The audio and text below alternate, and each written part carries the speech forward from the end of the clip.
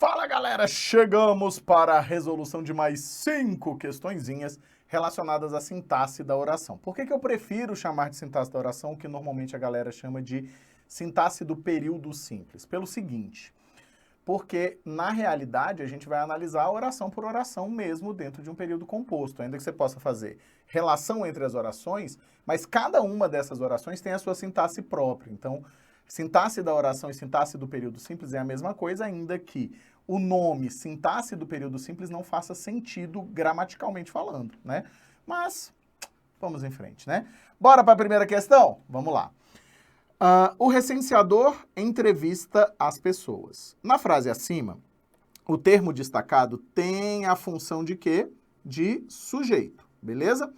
Então a gente vai pensar o seguinte, o recenseador entrevista. Você vira para o verbo no contexto e pergunta assim, ó, quem entrevista as pessoas? O recenseador, beleza. Então, o recenseador é o sujeito chamado de sujeito simples dessa oração.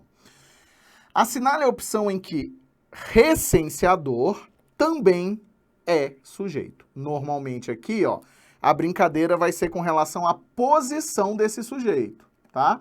Para dificultar a sua cabeça. O sujeito pode vir na sua posição mais normal, que é o chamado anteposto, e ele pode vir ainda pós-posto, certo? Ou seja, depois do verbo e não muda nada. Algumas pessoas têm medo do recenseador. Já não dá para ser recenseador como sujeito, porque, ó, o verbo está no plural, o verbo é o verbo ter, ele está no plural, deixa eu marcar logo todos, ó. Preencheu, levou e pediu, certo? Então vamos lá, já marquei todos os verbos, super felizes, vamos começar aqui nossa análise. Quem tem medo do recenseador? Algumas pessoas. Aqui funciona como sujeito dessa oração. Não é a nossa resposta. Do recenseador, nesse caso, é o alvo do medo. Se é alvo, já guarda isso para você, funciona como complemento nominal da palavra medo, tá? Aquele homem alto é recenseador. Então, ó, quem é recenseador? Aquele homem alto. Sujeito da oração. Verbo de ligação e recenseador funcionará como predicativo do sujeito, tá? Preencheu todos os formulários o recenseador. Quem preencheu todos os formulários? O recenseador, ó. Então aqui, vamos trocar de cor, que você já está acostumado, não gosta dessa coisa. Então, ó, o recenseador funciona como sujeito da forma verbal preencheu, certo? Então, ó, é o sujeito daqui. E todos os formulários é objeto direto, é o alvo do preenchimento do verbo, né? Então, nossa resposta é realmente letra C de caraca, moleque, que dia que é isso, né? Então, ó, o motorista levou o recenseador. Opa! Quem levou o recenseador? O motorista. Aqui estamos diante, então, do sujeito. Levar é verbo transitivo direto. O recenseador foi quem foi levado. O que o motorista levou? O recenseador. Objeto direto e até a casa é adjunto adverbial de lugar. Certo? O chefe pediu. Quem pediu? O chefe. A quem ele pediu? Ao recenseador. Objeto indireto. O que ele pediu? Paciência. Objeto direto, estamos diante de um verbo transitivo direto e indireto. Então, essa relação da pergunta, né, quem me conhece há mais tempo sabe que eu não gosto desse tipo de diálogo, mas eu aceito esse tipo de diálogo dentro do contexto. Você olhando para o contexto, você consegue perceber, né? Então, uma das fórmulas que a gente usa para descobrir o sujeito é exatamente perguntar, certo? Bora que só bora? Bora para a próxima. Vem cá, ó. No trecho, as transformações em direção à sociedade da informação em estágio avançado nos países industrializados, a expressão em destaque tem a função de completar o sentido da palavra direção. Ó, completar o sentido da palavra direção, sendo, portanto, essencial à construção da frase. Que bonito isso, né? A mesma função pode ser observada na expressão destacada em. Então, olha só, o que acontece aqui? Isso é classificado, todo esse elemento é classificado como um complemento nominal, certo? Veio com a preposição a ligada a nome, só pode ser complemento nominal. Quando é que dá bug na cabeça de vocês? Quando vem assim, ó, com a preposição de. Sempre que vem com a preposição de, vai bugar a cabeça de vocês. Então, o que que você vai pensar? Pega esse bizu aqui, ó. Se for complemento nominal, isso só vale para a preposição de, tá? Vai funcionar como alvo daquele determinado elemento.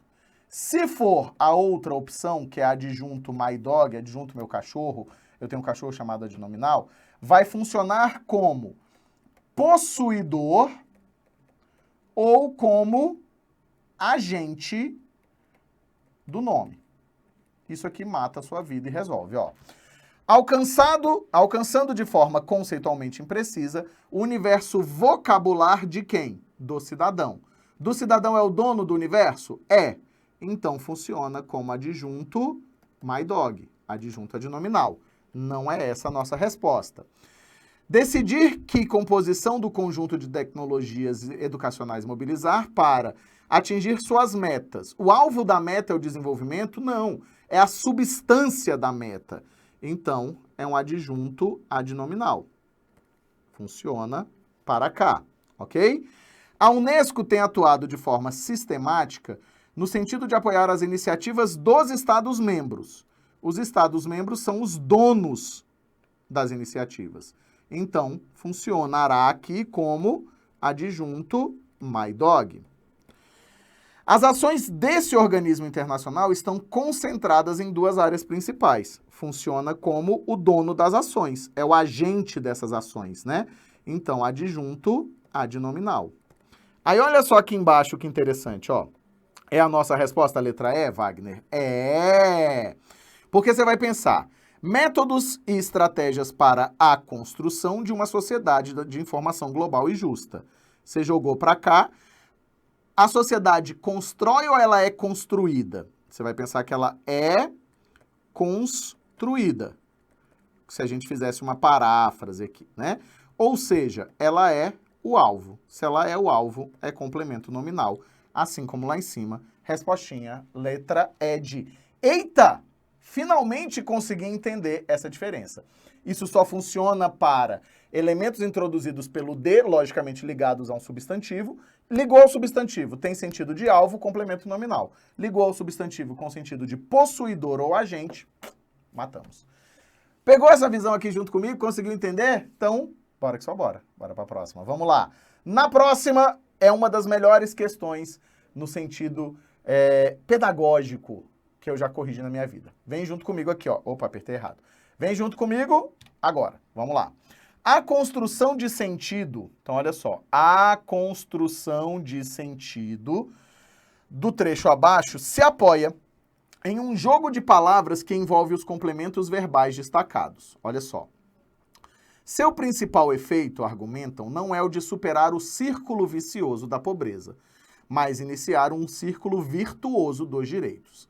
Nesses complementos, o núcleo círculo é idêntico, beleza?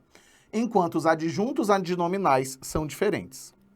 Perfeito, certo? Então, ó, los adjuntos adnominales são diferentes. Meu espanhol é fantástico. Essa diferença sugere principalmente uma oposição entre sentidos. Olha como tem gramática e sentido, ó. Quando você pensa em círculo vicioso, círculo vicioso é alguma coisa ruim, tá? É alguma coisa negativa.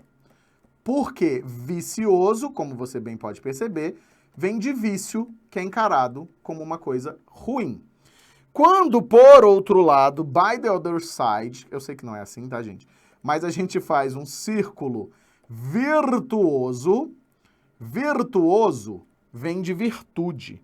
Virtude é sempre uma característica positiva. Então, ó, vem de virtude. Automaticamente, estamos diante de uma característica positiva. Então, a nossa oposição nesse caso é de quê? Negativo versus positivo. Logo, nossa resposta é letra A de ah, se o mundo inteiro me pudesse ouvir. Beleza? Não é abstrato versus concreto, porque círculo vicioso e virtuoso é abstrato. Não é possível versus utópico, porque, na verdade, é uma tentativa de transformação. Não é coletivo e individual, porque o círculo vale para todo mundo. Pobreza, né? Assim, é coletivo o tempo inteiro. Nem passado e presente. Então, você envolve interpretação de texto, semântica das palavras e gramática nessa relação. Tudo bem? Pegou essa visão? Então, bora que só bora para a próxima. Vem junto comigo aqui, ó. Vamos lá. Assinale a única oração sem sujeito. Quais são os casos de oração sem sujeito? Muitos, mas não tantos. Você vai pensar que oração sem sujeito só surge quando nós trabalhamos com uma criatura chamada verbo impessoal, certo? Então, ó, verbo impessoal. Verbo impessoal, quais são os principais? Vamos lá. O verbo haver, no sentido, já vou escrever lá. O verbo fazer, o verbo ser e os verbos de fenômenos da natureza. Meteorológicos. Beleza? Então, a gente vai pensar o seguinte, ó. Verbo haver, no sentido de existir e de tempo. Verbo fazer, no sentido de tempo. Verbo ser, no sentido de existir e de tempo. E verbos de fenômenos meteorológicos, tá? A casa precisa ser natural. Quem precisa ser natural? A casa. Estamos diante, então, aqui de uma construção com sujeito explícito. Tem sujeito, não é resposta. Precisamos nos sentir bem dentro dela. Quem precisa? Nós. É um sujeito aqui chamado de sujeito oculto ou desinencial, tá? Aqui o sujeito é simples. Há o sentimento de perda. Opa, faz a troca. Existe o sentimento de perda? Sim, ele existe. Então, aqui eu tenho o verbo haver existencial, automaticamente gera uma oração sem sujeito. Nossa respostinha é letra C de caraca, moleque. Que isso, né? Mas, assim é a vida. A vida é assim. Assim é uma característica de vida, que está retomando uma outra ideia, claro, né? Mas aqui, então, nós temos um sujeito também classificado como simples. Procura-se uma casa, voz passiva. E você tem que lembrar uma coisa importante.